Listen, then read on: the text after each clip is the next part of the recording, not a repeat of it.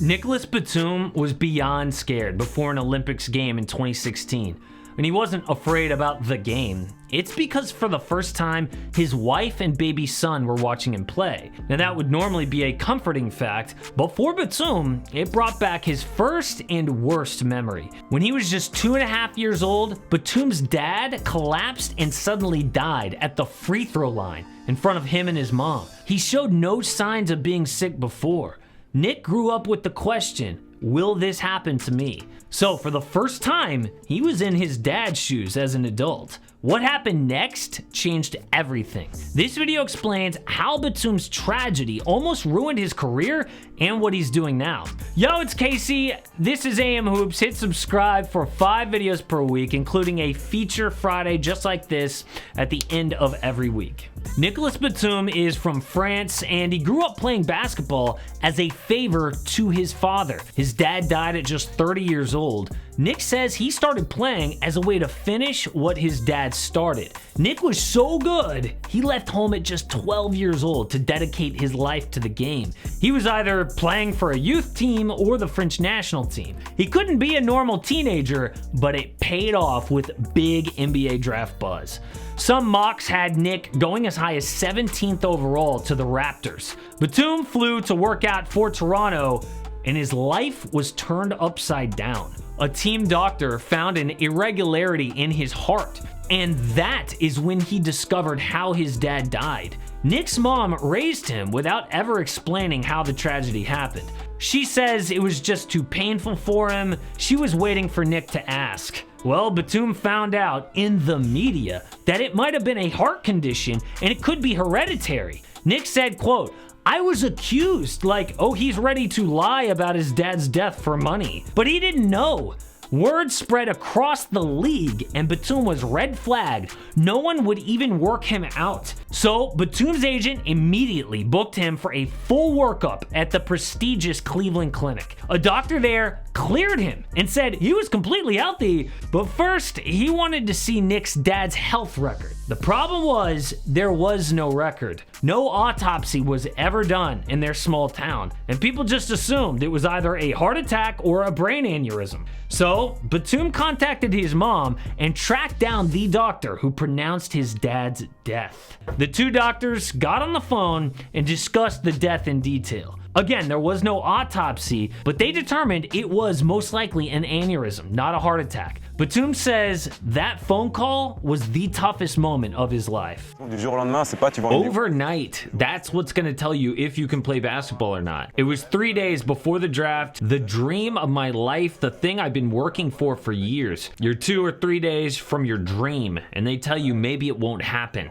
It was difficult.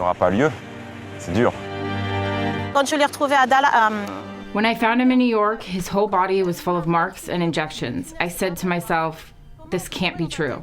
It was quite the moment for me, but it helped me a lot to know who I am. I matured a lot from that as a man. I was angry at myself for not finding out sooner. Eventually, though, Nick was cleared from the Cleveland Clinic, but that wasn't good enough.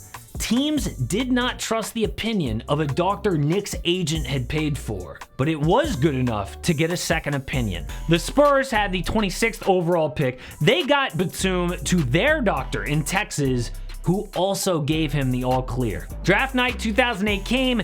The Raptors picked Roy Hibbert at 17, who was immediately traded to Indiana. Then pick after pick went as Batum slid down the draft. Finally, near the end, the Spurs were coming up at 26, but the Rockets selected him just before that at 25th overall. He was traded to the Blazers minutes later, and the nightmare seemed to be over. Nick started as a rookie in 2009 for Portland because of an injury to Travis Outlaw, and he never looked back. Dude showed he could put up points, like 31 against Minnesota in 2010, or make clutch shots like this alley-oop to beat the Spurs in 2011. Brandon Roy back in. Oh, see, I like a back pick and an alley-oop to a big guy. They don't have a big guy. They have Batum in there. There it is. Batum for the win. Yes! He did it! Nicolas Batum! The Blazers have won it!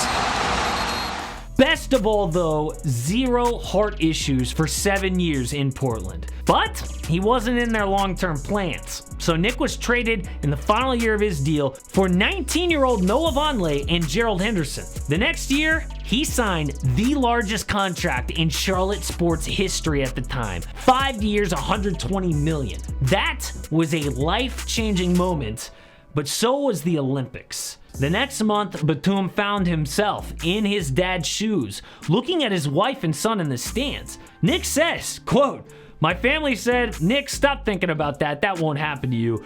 But it bothered me sometimes on the court." Batum played on a French team with Tony Parker, Boris Diaw, Rudy Gobert, but they lost in the quarterfinals to Spain. It wasn't until 3 years later, when Nick turned 31 years old in December 2019, that he allowed himself to stop worrying. Quote, "I'm 31. I'm older than him. Now I could say, you made it, you're free. It's over." Now that may not be the most logical reason to stop worrying about a possibly genetic health condition, but living in fear of that every day doesn't make sense either. The only thing that really affected Batum was basically giving up after the Hornets benched him, going with younger players instead. He scored just 8 points per game his final 2 years in Charlotte before they waived him. Now he has become a key role player on the LA Clippers.